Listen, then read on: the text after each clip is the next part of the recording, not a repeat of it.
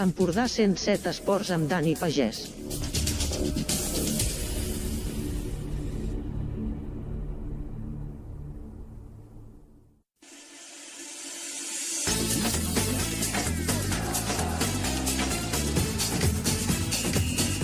Empordà Esport. Parlem del Peralada.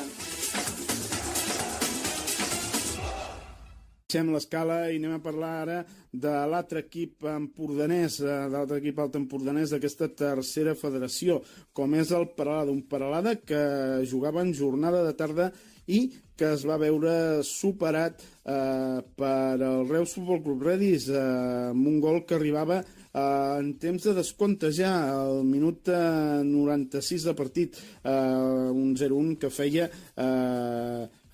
Xavi Jaime. El Peralada d'Àlex Marçal, doncs, que sortia d'inici amb els següents 11 homes. Ho feia Maitor Mújica en porteria, Carles Gallardo, Sergi Romero, Ivan Amoedo, també els acompanyava Dani Gómez, Llorenç Busquets, també Andrei Lungu, Alan Baró, Gerard Caixàs, Mejía i Bamta Bande.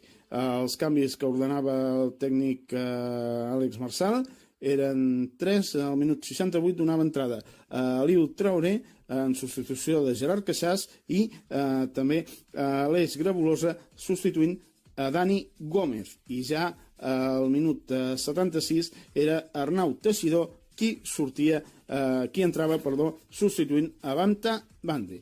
Les targetes del partit van ser per Carles Gallardo i Alejandro Mejía, mostrades doncs, per l'àrbitre Fernández Quintero, un Peralada que va estar contingent el Reus, que no li va permetre fer el seu joc habitual i que va realitzar un bon partit malgrat tot, amb una jugada al minut 96 de partit. Els reusencs, el líder de la categoria, s'emportaven els 3 punts amb aquest 0-1. Nosaltres el que farem a continuació serà anar a saludar ja el tècnic d'aquest Peralada, Àlex Marçal, el qual tenim ja a l'altre costat de fil telefònic. Àlex, molt bona tarda. Hola, bona tarda, Dani. Bé, ahir una derrota 0-1 davant del Reus, el líder de la categoria, un partit que va estar 0-0 durant tot l'encontre, s'encaminava cap a l'empat i al final, doncs, al minut, pràcticament l'últim minut de partit, en el descompte, va venir el gol visitant, no? Explica'ns una mica com vas veure el partit. Bueno, jo crec que tenim una primera part que sí que la juguem més de tu a tu, que sí que nosaltres ens aproximem a la seva àrea i els hi creem perill, i tenim la sensació de que ens dona per poder intentar avançar-nos al marcador, tot i així ells sapiguent que cada vegada que es desplegaven jugues amb molt de talent en zona 2 i zona 3, ens feien mal, però tampoc no passant gaire res. Sí que a la segona part ells fan poder un pas endavant, nosaltres sí que possiblement aquí sí que ens enfonsem un palet massa, i sí que estem en bloc més baix, però tot i així en situacions controlades, sense saber que tampoc estava passant gaire res, i sí que l'última acció del partit, que ja no es deixa ni secar de mig del camp, ens fan el 0-1 i bueno, que és aquella cara de disgustat, perquè tenies un punt que jo crec que els dos el donaven per bo, i al final, una acció final que ells treu a Xavi Jaime un xut espectacular de fora l'àrea que l'Aitor no pot fer res i ens penalitza amb un 0-1. Fa mal, no?, rebre un gol precisament ja a l'últim minut de partit, quan no hi ha temps de res. És el que dius tu, no? Se queda una cara de... doncs, què ha passat, no, aquí? Sí, et queda la cara, com es diu vulgarment, de tonto, perquè després d'haver fet l'esforç que has fet als 90 minuts, doncs que aquesta última acció que et penalitzi i et pagin gol, doncs fa mal. Però bueno, això és futbol, nosaltres fa 2 setmanes a casa que vam jugar contra el Sant Cristòfol, vam ser capaços de fer el 85 o 86. Bueno, el futbol al final té aquestes coses, que un dia et dona cara i un altre dia et dona creu, però bueno, tornem a ser honestos. Jo crec que ells és un gran equip, que ho van demostrar l'altre dia al Municipal de Peralada, i jo crec que el per punts, possiblement, si fos un combat de boxa, podia ser que es fiquessin ells amb més punts. Al final sí que era de 0-0, però al final la seva insistència en l'última acció, possiblement aquí, a l'enfonsar-nos tant, ens pot penalitzar. Àlex, ara ja passar pàgina i pensar en el partit de la setmana que ve, un desplaçament al camp del Cerdanyola, un Cerdanyola que és un equip que l'any passat estava a segona ref i aquesta temporada doncs, no ha començat massa bé, no està realitzant una bona temporada i doncs, està a la part baixa. Com s'enfronta aquest partit, Àlex? S'enfronta com qualsevol partit de tercera. L'altre dia són capaços de guanyar el camp del Mollerussa. Això demostra que de l'igualtat que hi ha a la categoria, vull dir que aquí no pots donar ningú per fet de que guanyaràs, ningú per fet de que perdràs, i això molta igualtat, molt d'equilibri en tots els equips, i a més a aquestes altures de la temporada que tothom vol sumar per intentar salvar-se, o jo crec objectius el més ràpid possible, de sumar aquests 40 i pico punts, els que tenim un poc més d'ambició d'intentar aproximar-nos a la cinquena plaça o places que puguin donar a playoff. Molta igualtat, no, Àlex, en aquesta zona que comentes tu ara? Bueno, tota la classificació, una classificació doncs, que està molt igualada tant per dalt com per baix, no? No sé si et sorprèn això. Sí, jo crec que sorprèn o no ens sorprèn. L'any passat ja va haver-hi aquesta igualtat.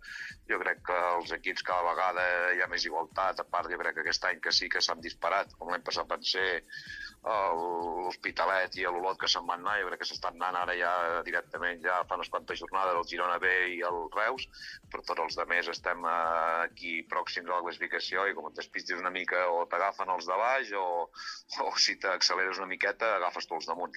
Doncs Àlex Marsal, míster, de veritat, moltes gràcies per atendre'ns i molta sort de cares al proper partit. Moltes gràcies, Dani. Fins la pròxima.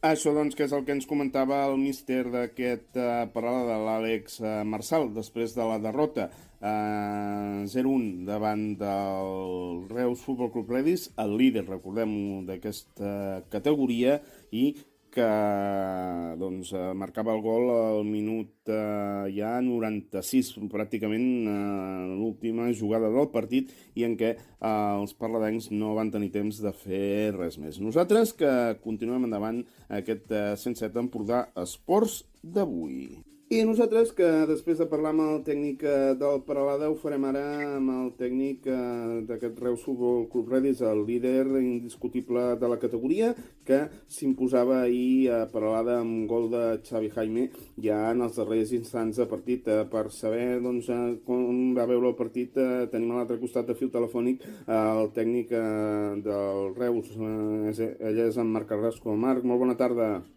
Bona tarda. Bé, ahir un partit a Peralada 0-1 amb un gol en els últims instants, no? Semblava que l'empat seria com s'acabaria el partit i finalment doncs, vosaltres us vau endur aquest partit amb un gol magistral de Xavi Jaime, no? Sí, sabíem de la dificultat de l'escenari, sabíem dels 8 partits que portava sense perdre el Peralada, de la seva capacitat per guanyar duels, per fer-se molt fort al camp propi, per fer-se molt fort en jugades de pilota parada. Per tant, sabíem que la nostra idea era defensar fort, intentar ser molt guanyadors d'aquestes segones accions pròximes a la nostra defensa, i a partir d'aquí doncs, intentar generar per fora i intentar aprofitar les que tinguéssim. Crec que l'equip en aquest sentit va fer un partit molt sobri, molt sòlid, molt segur, i crec que vam obtenir el premi doncs, en l'últim instant. Ahir us enfrontàveu dos dels equips menys golejats de la categoria, també. Això vol dir alguna cosa, no, també? Sí, segur. Entenc que som equips que prioritzem l'ordre, que vivim sobretot doncs, sota aquesta capacitat de defensar bé, però bueno, crec que nosaltres també som un dels màxims golejadors, sí. Per tant, bueno, en aquest sentit, la nostra intenció és ser protagonistes en fase ofensiva, però també ser-ho en fase defensiva, i crec que ahir els nanos van entendre perfectament quin era el tipus de partit i l'escenari que ens trobaríem. Vam defensar diferent el que fem habitualment, però sobretot crec que la responsabilitat dels jugadors en aquest sentit va ser clau per estar vius al partit i per tindre la sort de poder guanyar en els últims instants. Marc, vosaltres, per exemple, el Peralada us va guanyar en el partit de la primera volta, en un partit en el que el Reus aquell dia doncs, va ser molt i molt superior. Suposo que no sé si va servir això per treure's l'espina d'aquell partit. No, perquè com que hi ha tants partits, pràcticament no hi pensem. Fa tant de temps que vam jugar contra el Parà a la primera volta que som un equip que vivim molt al present i que entenem que és l'única manera que podem condicionar el que vindrà més endavant. Per tant, ara hi va tocar disfrutar de la victòria patida a Peralada i ara ja estem pensant en l'Atlètic Lleida. I un Reus Futbol Club Redis que mirant endavant, doncs tu dius ara l'Atlètic Lleida el més proper, però que és un equip que està dominant amb mà de ferro aquesta tercera ref, té 5 punts al Girona B, però la resta ja heu obert molt de forat, no? Com veus aquest tram final de temporada? Doncs difícils, igual que tot. Crec que a les segones voltes tothom s'hi juga molt. Les segones voltes sempre veiem resultats estranys, per tant ens hem de preparar moltíssim, però sobretot ens hem de preparar per l'Atlètic Lleida. Jo sóc un amant del dia a dia, intento no fer molt de cas a la classificació. Quan arribi el moment de mirar-la, doncs ja la mirarem, però ara sobretot toca treballar i arribar el més preparats possibles al partit de l'Atlètic Lleida, igual que vam fer la setmana anterior amb el Peralada. Doncs, Marc Carrasco, de veritat, moltes gràcies per atendre'ns i molta sort en el que queda de temporada. Molt bé, moltes gràcies a vosaltres també. Doncs aquestes eren les declaracions del tècnic del Reus Futbol Club Redis, Marc Carrasco, després de la victòria d'ahir al camp del Peralada amb un 0-1 al minut 96 de partit, obra de Xavi Jaime. Nosaltres que continuem ara sí el nostre programa i ho farem entrant ja en territori segona federació.